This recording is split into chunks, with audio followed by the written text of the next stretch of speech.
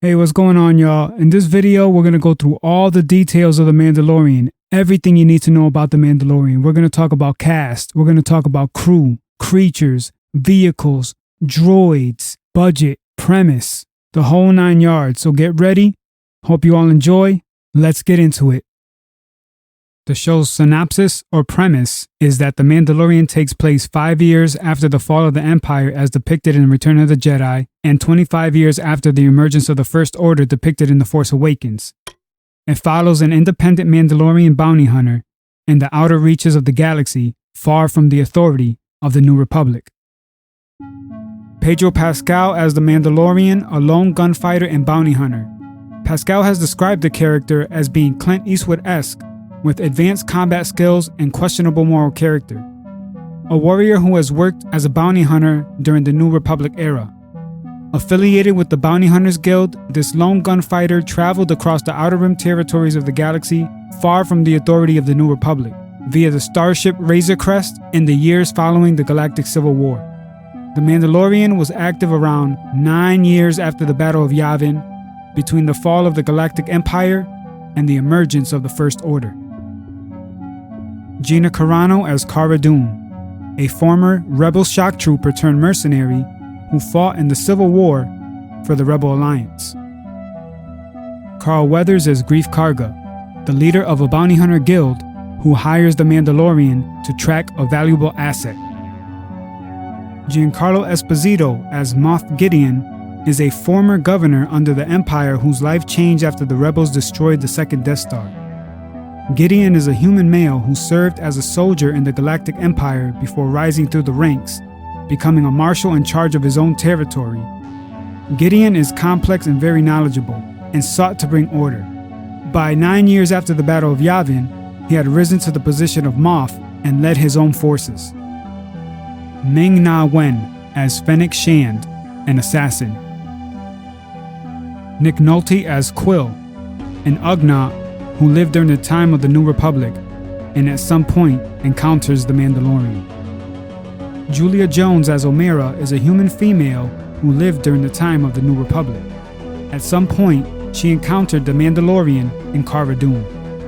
Next we have Taika Waititi as the voice of IG-11, a masculine IG series droid who works as a bounty hunter around 9 years after the Battle of Yavin. He was often mistaken for IG-88, a famous bounty hunter droid. The droid was direct, unaware of sarcasm, and did not know how to lie, making him childlike. Omer Abtahi as Dr. Pershing was a scientist who was affiliated with an Imperial organization around 9 years after the Battle of Yavin. Pershing was escorted by Stormtroopers while meeting the Mandalorian. Werner Herzog as the Client is a human male who came into contact with the Mandalorian for a deal. Besides the main cast, members of the 501st Legion were called in as extras to play Stormtroopers as well. And with creatures, the only ones that we see and can confirm as canon are blurgs and dewbacks. Firstly, blurgs were a two-legged, non-sentient species that were used as beasts of burden on a number of worlds located across the galaxy, including Endor and Ryloth. Stoic and strong, they are used from everything from agricultural labor to war. The Twi'lek resistance on Ryloth rode blurgs in battle during the Battle of Ryloth, where they were used at the final offensive against separatist forces in Lisu, charging at droid troops with the army of the Grand Republic's Lightning Squadron. Dewbacks were thick-skinned reptiles native to the desert planet of Tatooine, where they were used as beasts of burden, as well as mounts for specialized sand troopers known as dewback troopers. Kowakian monkey lizards, also known as Kowakians, were a race of non-sentient reptilian creatures often used by members of the underworld as pets. Owners of the Kowakians included Hondo Onaka and Emil Graf. They were capable of using weapons such as a blaster, and in the case of Pick Mukmuk, a pirate tank. They were related to the much larger Kowakian ape lizard. And next we'll be moving on to crew. And crew is a category of people who are involved with the show that fall under the banner of either executive producers, writers, or episode directors that are involved with the show. And first we have Jon Favreau, who serves as executive producer, writer, and episode director and is the showrunner. And his credits in the past include starring as Happy Hogan in the Iron Man films, Iron Man 1 and Iron Man 2. He's also executive produced on Avengers, Iron Man 3, Spider-Man Homecoming, and Spider-Man Far From Home. He also has recently worked on the remake of The Lion King, in which he served as both director and producer. Here we have Dave Filoni. Dave Filoni serves as executive producer, writer, and episode director for The Mandalorian. He is known mostly for his work on Avatar: The Last Airbender and on Star Wars: The Clone Wars, both the theatrical film and the television series. He's also the creator and executive producer on Star Wars Rebels for all 4 seasons. He has also worked on Star Wars Resistance and Star Wars Forces of Destiny. This will be Dave's first dive into anything that has to do with live action. And next we have Kathleen Kennedy. Kathleen Kennedy's first credit as a producer was on E.T. back in 1982. Ever since then, she's gone on to produce over 60 films, mostly as an executive producer. And she also is the head of Lucasfilm right now. Karen Gilchrist will serve as co-executive producer, and she is a film producer best known for her collaborations with Jon Favreau, working as either an assistant or producer in most of his films, including the MCU films Iron Man 1 and Iron Man 2, Cowboys vs. Aliens, and the live-action remakes of The Jungle Book and The Lion King. Colin Wilson will also serve as executive producer of The Mandalorian. His past credits include Jurassic Park, Lara Croft Tomb Raider, John Carter, Munich, Suicide Squad, and most recently, The Meg. Taika Waititi is an actor and filmmaker whose credits include Hunt for the Wilder People as director, writer, and producer, Thor Ragnarok as director, and Jojo Rabbit as writer, director, and producer. Rick Famuyiwa is also involved, and he will be directing 2 episodes as well. His past credits include The Wood, which was his directorial debut, Brown Sugar, Dope, and The Shy. Next up, we have Deborah Chow, who will be serving as a director for 2 episodes in the show. Her past works include the TV movie adaptation of Flowers in the Attic and episodes of the series Copper, Murdoch Mysteries, Rain, Beauty and the Beast, and Mr. Robot. Next, we have Bryce Dallas Howard, who is both an actress and a filmmaker, but for this video, we'll only go over her filmmaking credits. She was a producer in 2011 for Restless. She has also done some documentary work with McLaren, M for Malaysia, and Dads. She also directed episodes for Family Guy, Black Mirror, and Arrested Development. Ludwig Göransson is a composer, conductor, and record producer who will be serving as composer for the first season of The Mandalorian. His work in film includes Fruitvale Station, Creed 1 and 2, Venom, and Black Panther, for which he won a Grammy Award for Best Score Soundtrack for Visual Media and the Academy Award for Best Original Score. His work in TV includes Community, Happy Endings, and New Girl. And finally, we have Doug Chiang, who is a film designer and artist, and he currently serves as Vice President and Executive Creative Director of Lucasfilm. His works include Ghost, Terminator 2, Forrest Gump, and Jumanji, all as visual effects art director. Also, his works include Star Wars Episode 1 The Phantom Menace as design director and visual arts production designer, Star Wars Episode 2 as concept design supervisor, The Force Awakens as a concept artist, and Rogue One as a production designer. And of the droids that are involved so far in the show, we have B-2 Super Battle Droids. That was an advanced battle droid used by the Confederacy of Independent Systems during the Clone Wars. Super Battle Droids were much stronger than their predecessors, and like the updated B-1s used by the Confederacy, they did not require a command system to operate, which gave the droids limited independence. Another improvement was their thick armor casing, which contained their fragile sensors. However, B-2s were designed with simple processors, limiting their ability to formulate strategies. As a result, they relied on organic commanders or tactical droids in order to effectively operate. The B-2 was much stronger than the B-1s, with enough strength to lift a clone trooper off the ground as seen at the Battle of Teth. And here we have IG-11, who is a masculine IG series droid who worked as a bounty hunter 9 years after the Battle of Yavin. Part of a series of assassin droids largely outlawed in the galaxy, IG-11 was programmed to follow protocols of the Bounty Hunters Guild and had built-in last-ditch fail-safes to prevent himself from being captured while working as a hired gun. The droid had a thin body built on an armored substrate that could withstand repeated assaults and was both reliable and durable. He was direct, unaware of sarcasm, and did not know how to lie, making him childlike. He was often mistaken for IG-88, a famous bounty hunter droid.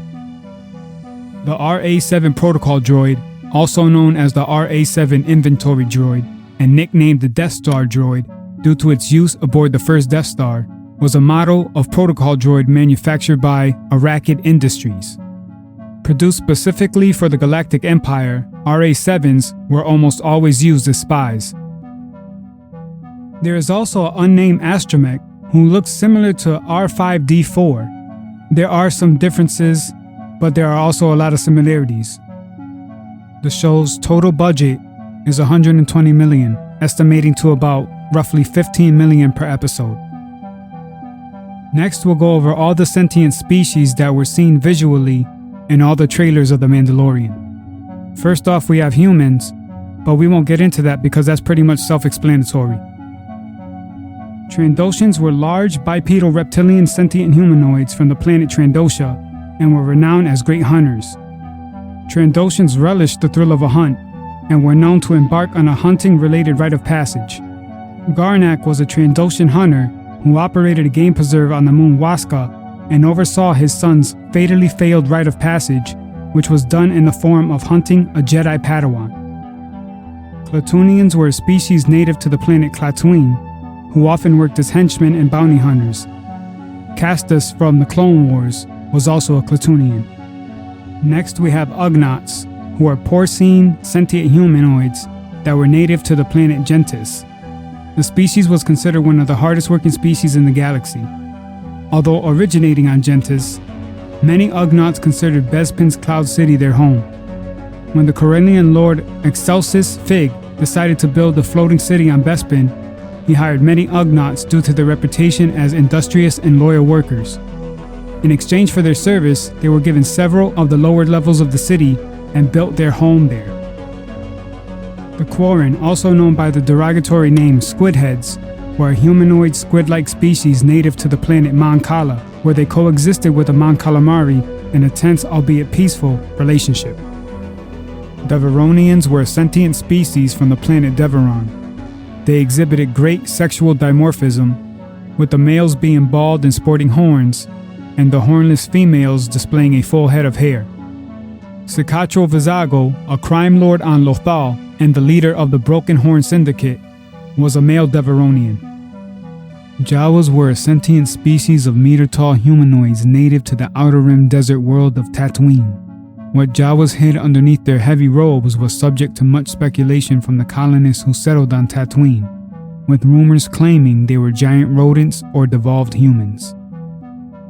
And lastly, for sentient species, we have Twi'leks, occasionally referred to as Rylothians, were a tall humanoid species whose striking feature was a pair of long appendages protruding from their skull called Liku.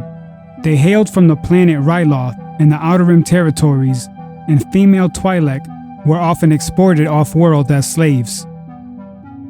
And next, we'll be dealing with those who we know are attached to the Empire.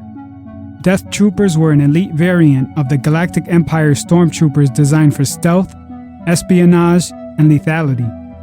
Operating under Imperial intelligence, they served as protective details and bodyguards for significant Imperial officers and members of the Tarkin Initiative, as well as Special Assignment Commandos. They wore black suits of body armor and specialized helmets with vocal scramblers, micro-motion sensors, and heads-up displays with data on enemy and friendly positions on the battlefield. Death Troopers were trained in unarmed combat, heavy weapons, demolitions, improvised weaponry, guerrilla warfare, and marksmanship. They were experts at covering their tracks, leaving little to no evidence of their missions. Stormtroopers, nicknamed Bucketheads, were the elite shock troops of the Galactic Empire. As members of the Stormtrooper Corps, an independent branch that operated under the Imperial Army, they served as frontline assault forces and formed the backbone of the Imperial military.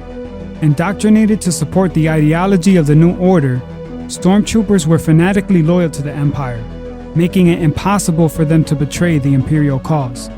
With their signature white armor and E-11 blaster rifle, Stormtroopers became the face of the Empire on countless worlds they patrolled throughout the galaxy. Next we have Gideon. Gideon was a human male who served as a soldier in the Galactic Empire before rising through the ranks, becoming a marshal in charge of his own territory. Gideon was complex and very knowledgeable and sought to bring order. 9 years after the Battle of Yavin, he had risen to the position of Moff and led his own forces, which included Death Troopers and Remnant Stormtroopers. And lastly, we have Scout Troopers, also known as Biker Scouts and Imperial Sharpshooters, who were specially trained stormtroopers of the Imperial Army Stormtrooper Corps. They were used by the Galactic Empire on a range of missions, which mostly involved reconnaissance. They had lighter armor than regular stormtroopers, much like their urban counterparts, patrol troopers. And for vehicles, we have what looks to be the Mandalorian's personal ship called the Razor Crest. The Razor Crest was designed by Lucasfilm design veteran Doug Chiang. It was created as a practical model rather than a computer-generated effect. And also, as depicted in some of the trailers, we also have speeder bikes, similar to the ones we saw in Return of the Jedi, but also there's what seems to be a new one that is driven by a yet unnamed character. The AT-ST Raider is a variant of the all-terrain scout transport used by a Klatooinian raider after the fall of the Galactic Empire. Alright, there it is. Everything you need to know about The Mandalorian, all the details, once it comes out on Disney Plus on November 12th. Hope you all enjoyed. Don't forget to like, subscribe, and share this all over. And remember to always keep it charming to the last.